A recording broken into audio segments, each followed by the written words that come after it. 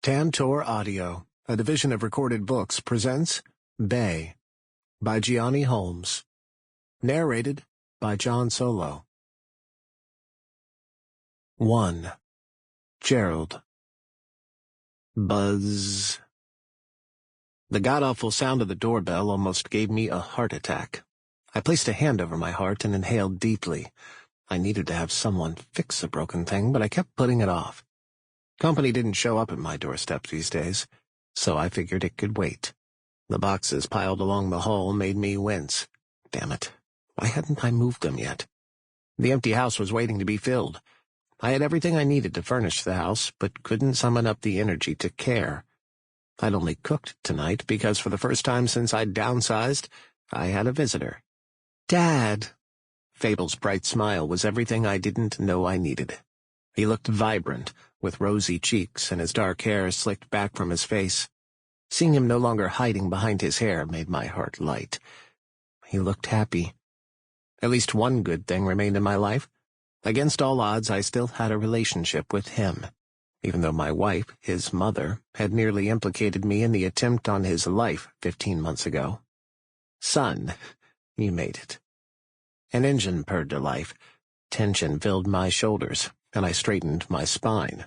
His boyfriend, the blonde one with the mutilated hand, sat astride his bike. Tattoos peeked out from the collar of his black leather jacket. I wanted to grab Fable and shove him behind me. I smiled weakly and waved. He nodded, blew a kiss at my son, and rode off into the night. Breathe, Dad, Fable chuckled. Heat flared up in my face. I'm sorry, it's still... you know. It's been 1.5 years. You should be used to them by now. I'm not sure they're men I can ever get used to. I cupped his shoulder and squeezed. But I'm trying, I promise. Maybe if it had been just the one...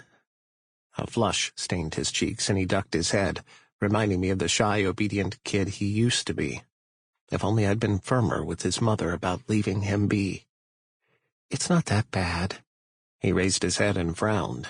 The obedient boy was replaced by the young man who'd learned to stand up for himself. Do you really disapprove? Not disapprove. It's not my place to tell you who to love. But I don't think any father is prepared for having their son in bed with 2 men. He groaned. Then don't think of us in bed, Dad. I don't mean that way. I swiped a hand down my face. Look, can we start over? We might have gotten off on the wrong foot. He nodded, always so forgiving. Such a great kid. Sure. Thanks. Come on in. I closed the door behind us and grimaced when he bumped into one of the boxes. Sorry about the mess. I haven't found the time to unpack yet. Yikes. He righted the box and followed me along the hall. Haven't you been living here for 2 months now? 7 weeks. As if 1 week made much of a difference.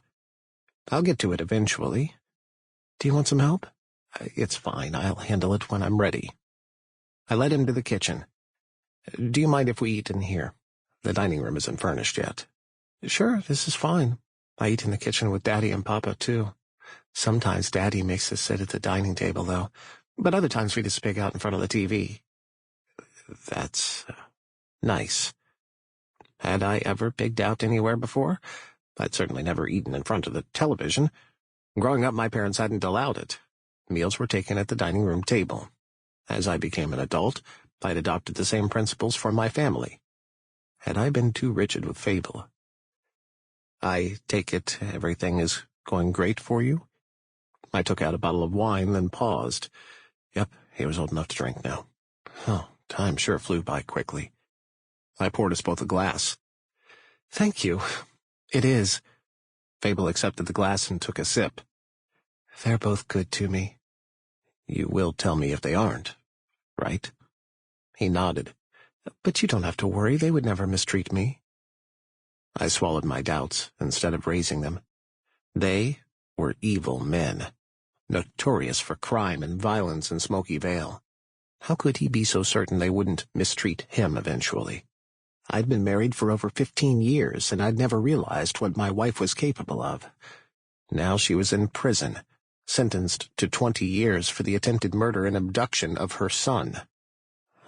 How's work at the hotel? Fable was in good spirits tonight. He'd always been reserved, but now words spewed out of his mouth as he chatted about his job, friends, and daddies. I cringed at hearing him call them that, while I set the table and laid out the food. "You made my favorite." Beaming, he dipped his fork into the creamy garlic shrimp. "It's your first time here since I moved. I wanted it to be special. It's just us now." His Adam's apple bobbed as he swallowed. "You've asked about me, but haven't said much about yourself. I still don't understand why you moved." It was too difficult living there, after everything that had happened. Among other things. Even though I wasn't implicated in what my wife had done, some homeowners didn't like the idea of me still living in the neighborhood. After the HOA made my life difficult, I sold the house and moved. "You wanted a fresh start?" "Something like that." "Your divorce is final, isn't it?" "Yes." "Well, what's your plan now?" I shrugged. All my life I'd known what I wanted and the direction I would go. Over a year ago, everything had changed. I hadn't been able to find my footing since. I'd lost everything. "What about work?" Fable asked. "I've taken a break," meaning the partners in the financial firm had ousted me and forced me to sell my shares. My bank account had never been fatter, and I'd never felt more of a failure. If not for Fable, I wouldn't have a reason to live, and he didn't even need me. I couldn't blame him. I'd probably driven him into the arms of those two dangerous bikers. If only... was useless now. I couldn't change what had happened. "What do you do with your days?" "Mostly lie in bed, drink, eat when I was too hungry to avoid it anymore, and drink some more before returning to bed. I hardly made the effort to get out. What was the point? Time had passed, but people still shook their heads and looked away when I passed them. Enough about me. Tell me more about what you're up to." "I won't let you change the subject this time. Dad, you can't do this to yourself." "Do what?" I bit into a shrimp, but it could be a piece of cardboard for all I cared. I chewed mechanically and swallowed. I ate, not because I enjoyed the food, but because I needed it to stay alive. "You're usually so involved, but you're allowing Mom to ruin your life, even though she's no longer here." I frowned. I can't blame her completely for what happened. If I weren't so gullible and blind to her faults, I would have... Stopped her? I don't think you could have. She made her bed, and now she has to lie in it. So am I.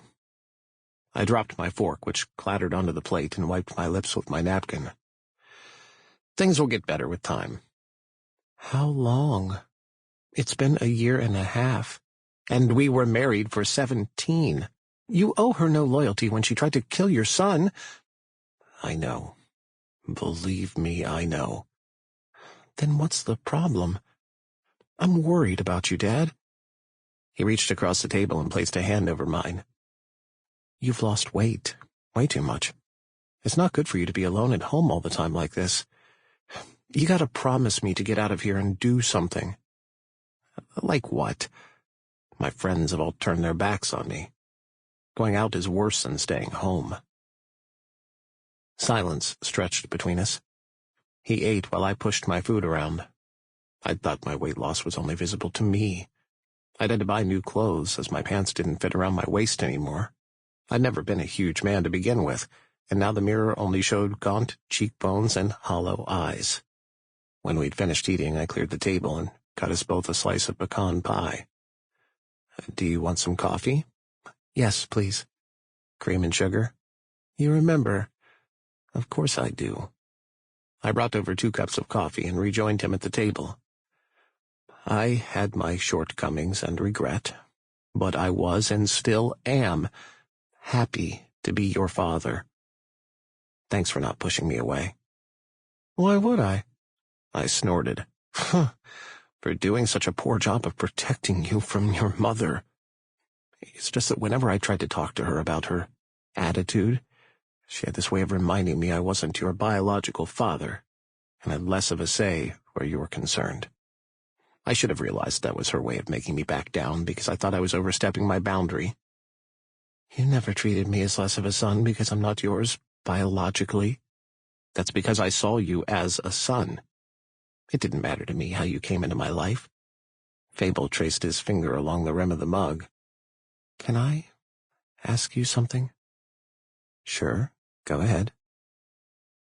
How come you never had a child with Mom? My breath hitched in my throat. I coughed, forcing the breath out. The short story is that your mother didn't want another child. And you never tried to change her mind? It's not my body. I had no say in what she wanted to do with it, so I supported her. I'd never resented her for it, but her reluctance to get her tubes tied to prevent a pregnancy she didn't want had always baffled me. Sometimes I'd wondered if it had been her way of taunting me, to keep hoping she would change her mind. Do you visit her? Fable asked. I sat back in my chair. No. Not once? Not since their sentence.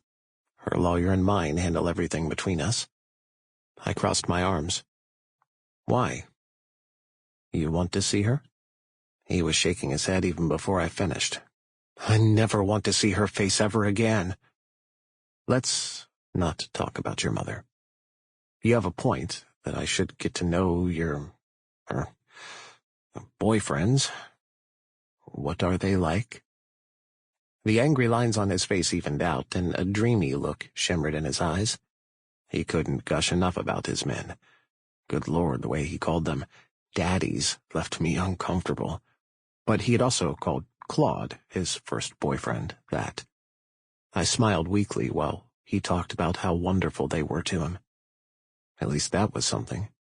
They took good care of him, and he didn't seem to lack anything at all. He helped me to rinse the dishes and load the dishwasher. It felt almost like old times when I'd had more time to pay attention to him.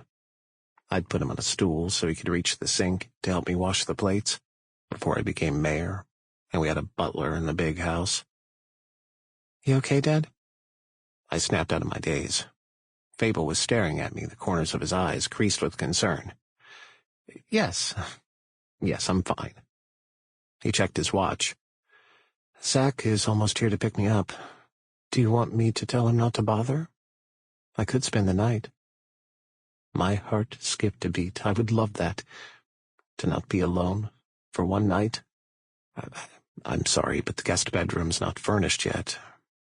Maybe some other time. I handed him a dish towel to dry his hands and did mine. Sure. I'm glad you came. Don't say it like that. We've had lunches. But not as often anymore. His face turned red. Not that it's a bad thing. It means you're busy, having fun, making friends, and living a full life. I'm happy for you.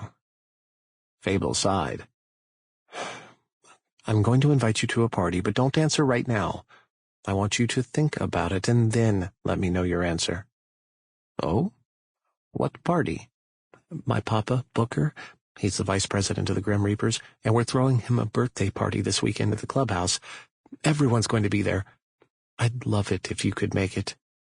You think that's a good idea? Actually, I do. It's about time you see a different side of the world. I mean, they're different, but not in a completely bad way. I can't explain it to you fully.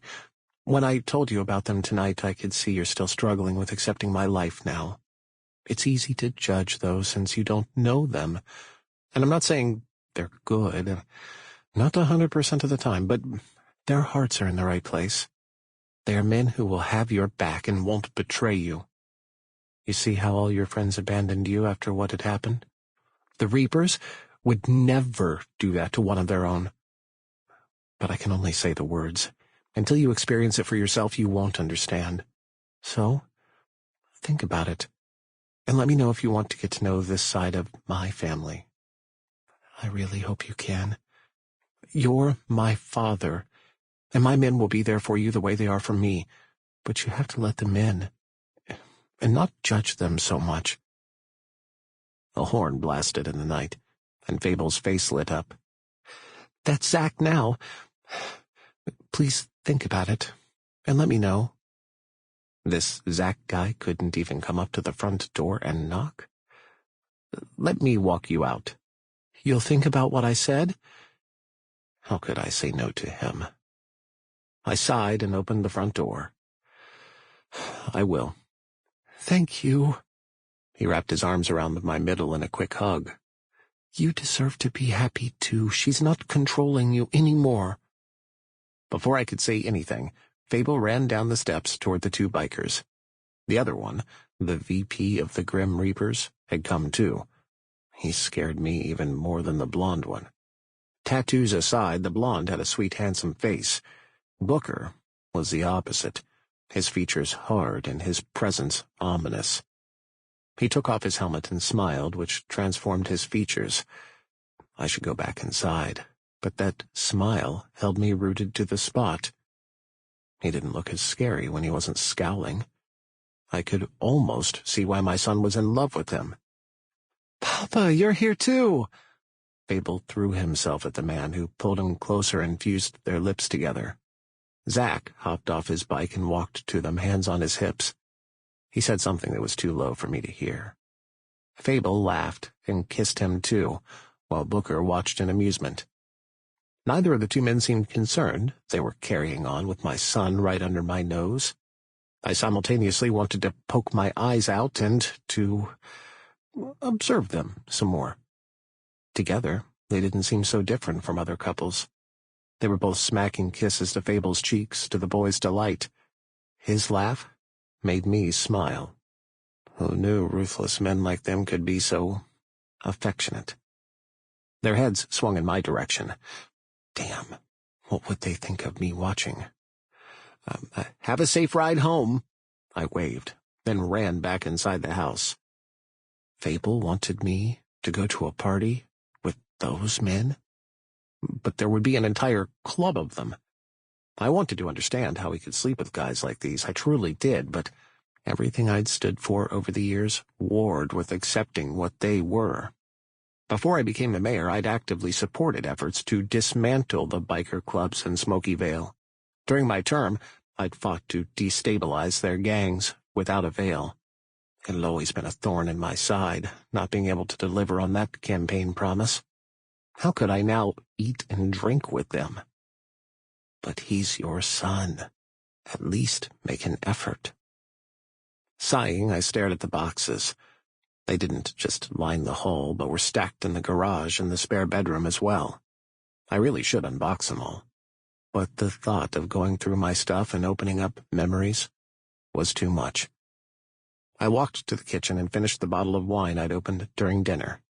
It was the only thing that could make me forget the shit show that was my life. 2. Bay. "If I didn't know any better, I'd say you were cheating." I grinned as I stretched to scoop the $100 bills over to my side of the table. Winter could have his Coke, Crow could have his boy, Saint could have an eye full of tits in front of his face at the bar.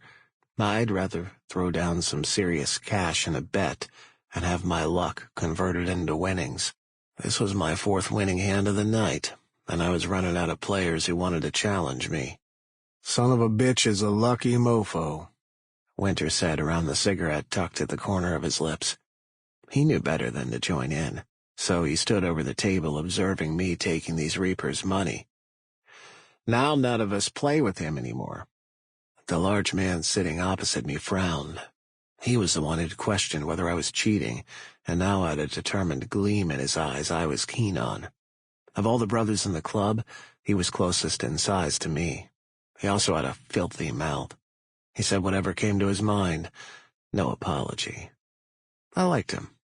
Those kinds of men I could fuck with, no pretense. What I saw was exactly what I got. An uncouth devil living life to the fullest.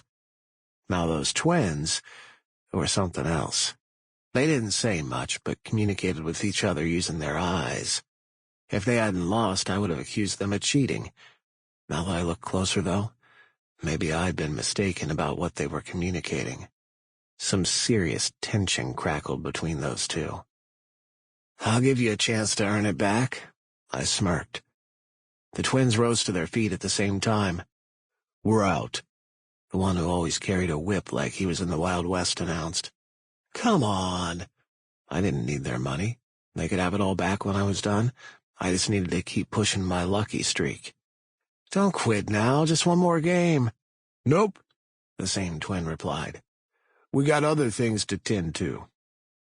They walked off, and I stared after their backs. They seemed oblivious to the party going on around them, not even sparing a glance at the boys who were moving to the music in a provocative dance. Nice. The Grim Reapers were spoiling me for Riverton. Boys like these had never been allowed to set foot in our club before Crow shacked up with Max. I liked how laid back everyone was. Hell, I'd just listened to an elderly woman who looked almost 100 roast the VP in such a vicious way I took my hat off to her. This was one heck of a party. "Should we find 2 more players?" I asked Rubble.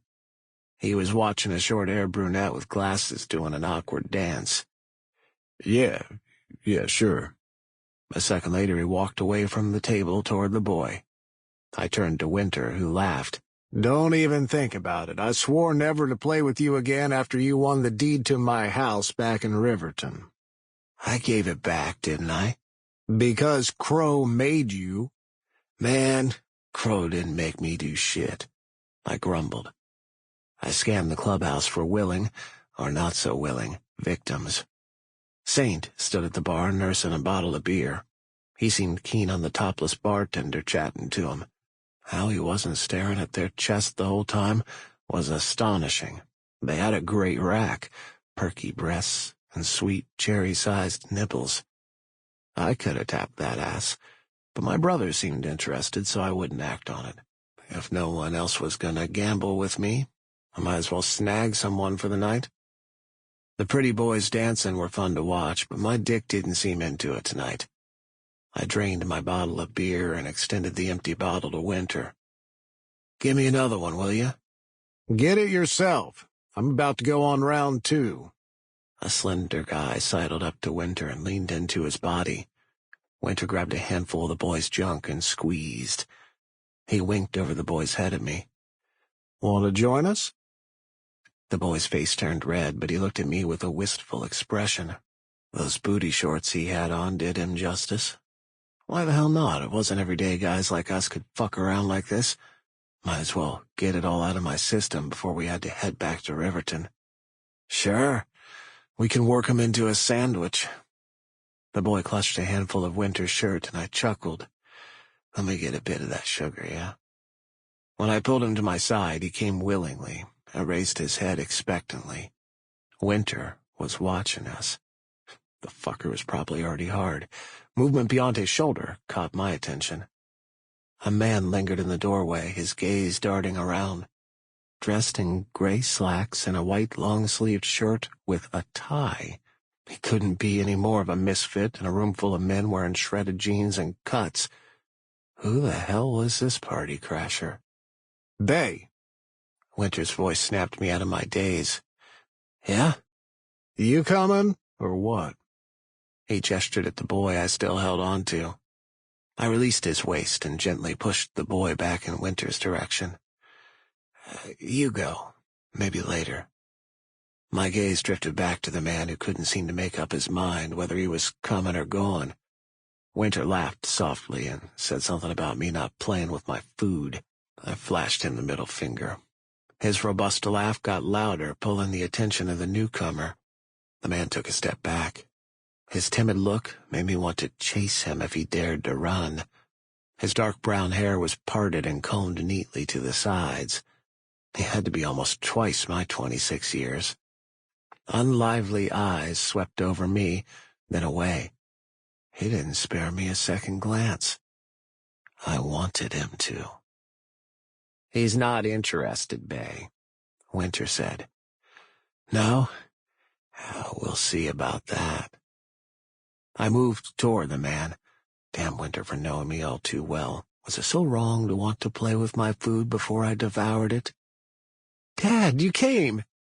A tall guy with killer legs wearing a sparkly gold sequined tutu ran to him. The older man's face turned into a smile. Fuck, he was drop-dead gorgeous when he smiled. His full lips were sinful. How could I not picture them wrapped around my cock? He didn't look like a man who knew his way around a dick, even though I assumed he had one. But I could show him exactly what I liked. The young man took his arm and pulled him toward a group of boys. The way he moved, hunched over, told me he felt out of place. I kept my eyes on him as I walked to the bar and slapped Saint on the shoulder. He jumped, and beer sloshed out of his mug onto the counter.